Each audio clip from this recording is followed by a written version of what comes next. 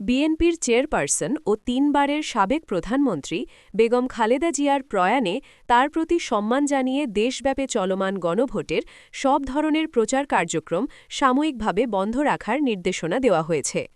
মঙ্গলবার ৩০ ডিসেম্বর গণভোট বিষয়ক জনসচেতনতামূলক প্রচার কার্যক্রমের মুখ্য সমন্বয়ক এবং প্রধান উপদেষ্টার বিশেষ সহকারী অধ্যাপক আলী রিয়াজ এই সিদ্ধান্তের কথা নিশ্চিত করেছেন।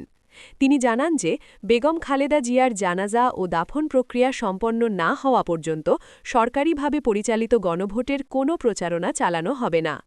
আগামী ১২ ফেব্রুয়ারি জাতীয় নির্বাচনের দিন একই সাথে জুলাই সনদ বিষয়ে গণভোট অনুষ্ঠিত হওয়ার কথা রয়েছে এবং জনগণকে উদ্বুদ্ধ করতে সরকার দেশজুড়ে যে ব্যাপক প্রচার শুরু করেছিল, শোকের এই মুহূর্তে তা স্থগিত করা হলো।